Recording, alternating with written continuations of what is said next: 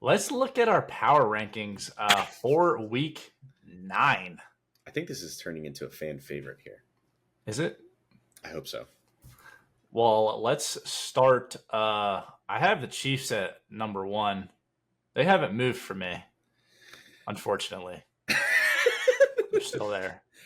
Yeah, I believe I don't know if you had the same top two, but I have the same top two. My number one is Kansas City at 7-0, and then my number two is the Lions at 6-1. They don't move for me at 1-2. Yeah, the Lions. They also stay there for me at 2.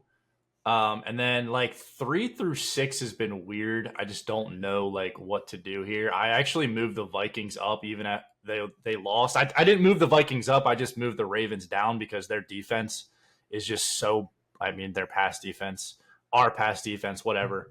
Just they didn't deserve to stay there, so I had to move them down. So the Vikings get pushed up to 3.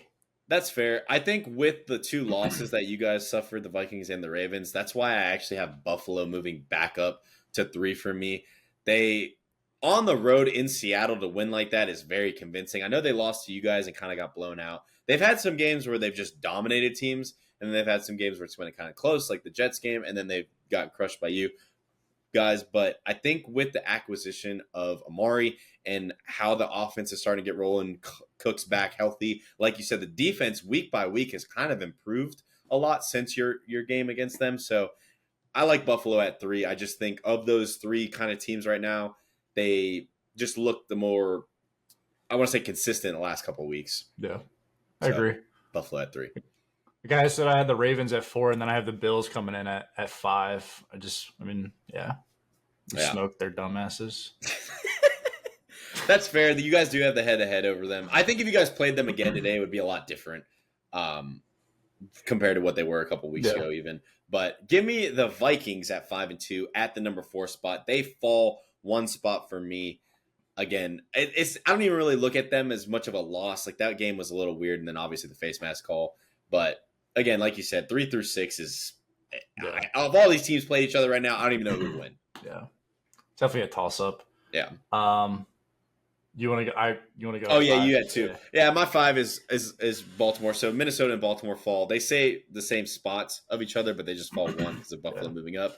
Baltimore at 5-3. Like you said, the only question mark here is just the pass defense and maybe some situational football with coaching in the fourth quarter and stuff. You guys have fixed that a little bit, but yeah, pass defense. It's kind of unusual to see a Ravens defense like that. Obviously, you guys are great in the run, and you guys have good secondary like players. So like it's very strange to be this bad in the pass coverage department. I mean, we just wouldn't be talking about it if Kyle Hamilton just catches the football that's tossed to him, but that's true. You guys dropped a couple, so yeah. Then I have the Packers coming in at number 6, 6-2. They've won 4 straight. That's all I gotta say. I mean, they're right there. I have them at 6 as well. They actually don't move, even though there has been some movement in my top 10 in general. But they don't move because Love, like, we don't know if he's playing. Is he hurt? Who knows?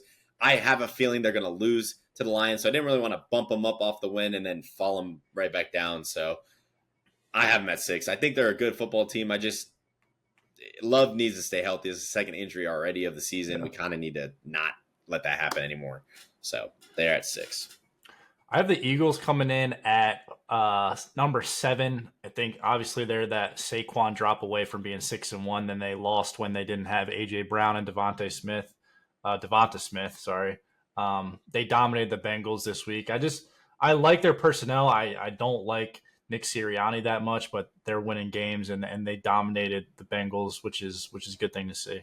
Yeah, I mean that team was in a Super Bowl recently for a reason. Like they're a good football team. Yeah.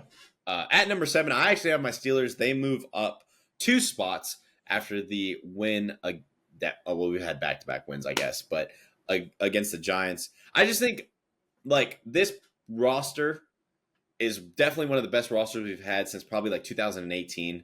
Just both sides of the football. Defensively, I don't know if there's anyone better.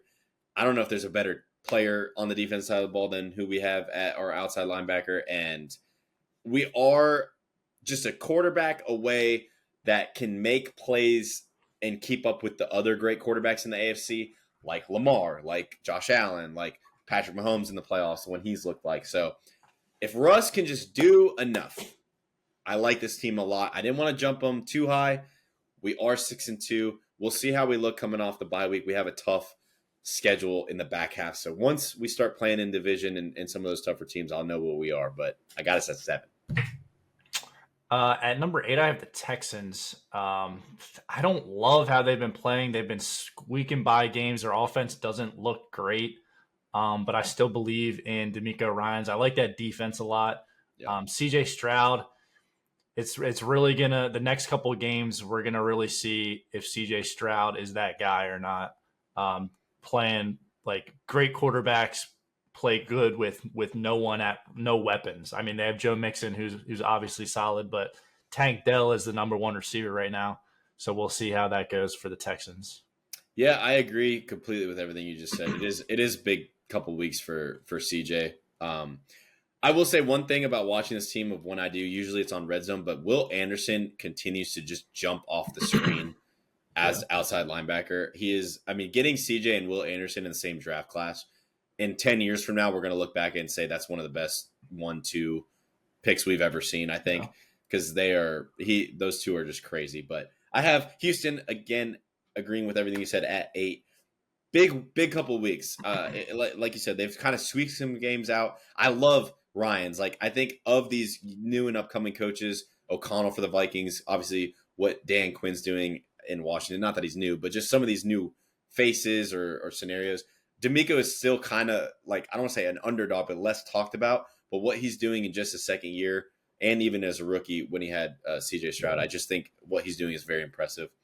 Big opportunity here to kind of show that they're for real with the injuries they have, but I have them at 8.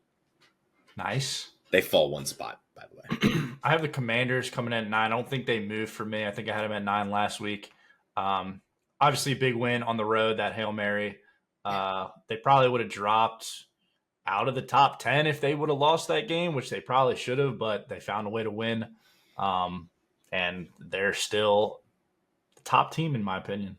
Yeah, I agree. I have the same them in the same spot. Them and Houston moved down 1, and my Steelers take the 2 jumps because, like you said, the way that both Houston and Washington have won, Washington only of last week, Houston kind of sometimes throughout the season, but Washington, we'll see how they look. Again, they're young. Like, they're way ahead of schedule, obviously, with the rookie quarterback. So for them, it's just build on each win. Like you said, they got blessed. They got lucky.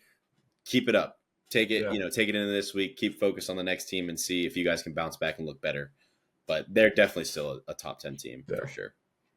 And I have your Steelers coming in at number 10. They haven't moved. Hey, I mean, yeah, they're there. They were there last week. I just got to see you guys beat the Jets and the Giants with Russ. Like, I need to see like something, like beat one of these teams in the top 10, and then I'll move you up.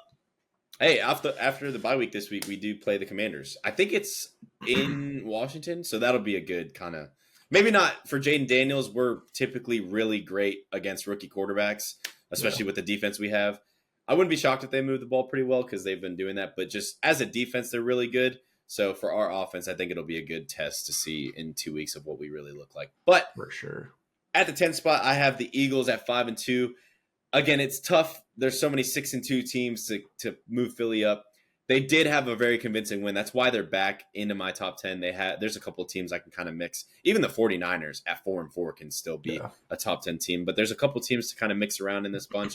But Philly, just how they played on the road, against the Bengals, they could have come out and looked sloppy. They could have come out and won by like 3 points or even lost.